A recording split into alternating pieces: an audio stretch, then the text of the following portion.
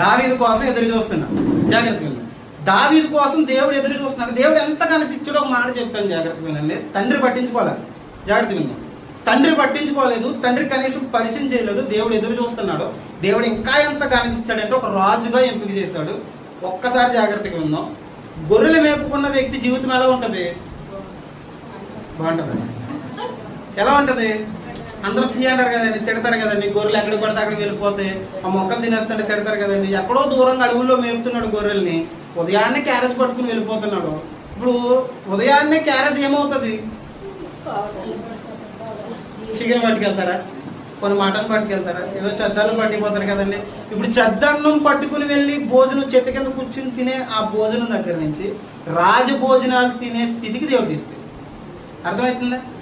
ఏదో ఎండలో కూర్చుని ఆ తలపాగ కట్టుకుని ఏదో అలా దూరంగా ఉన్న గొర్రెలు చూసుకుంటూ ఎండ తగలకుండా తలపాగ కట్టుకుంటే ఆ తలపాగ కట్టుకునే స్థితి నుంచి దేవుడు ఏ స్థితికి తీసుకొచ్చాడు?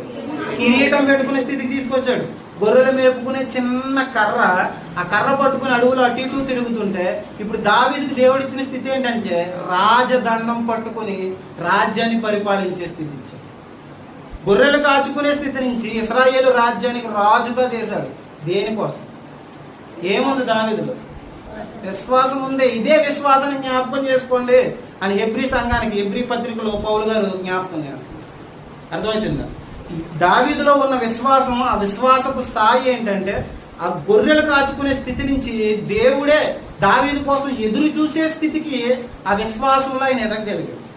అర్థమవుతుందా? దేవుడే కూర్చుని ఎదురు చూశాడు అంటే. ఇంకా దావీదుకి దేవుడు ఇచ్చిన ఒక గొప్ప ఘనత ఏంటో తెలుసా? యేసుక్రీస్తు వారి భూమి మీదకి వచ్చిన తర్వాత యేసుక్రీస్తు వారిని ఏమని పిలుస్తారు? చెప్పాలి, దావీదు కుమారుడు. అక్క చెప్పినంత గట్టిగా చెప్పాలి మీరు, చెప్పాలి. దావీదు కుమారుడు. ఎవరిని? జాగ్రత్తగా వినండి. తండ్రి నాకు కొడుకున్నాడని చెప్పుకోలేదు. దేవుడు దావీదుకి ఎంత ఘనత ఇచ్చాడంటే నేను దావీదు కుమారుణ్ణి. ఎవరు పిలిచినా ఏమని పిలుస్తారు? దావీదు కుమారుడా, నన్ను దాటిపోకని. భిక్షగాల దగ్గర నుంచి పెద్దోళ్ళ వరకు నువ్వు దావీదు కుమారుడు, నువ్వు దావీదు కుమారుడు అని పదే పదే పదే పదే చెప్తున్నారు. ఎంత ఘనత ఇచ్చేసారు. తండ్రి పట్టించుకోలేదు, దేవునికే తండ్రిగా పిలువబడే స్థితి దేవుడిచ్చాడు.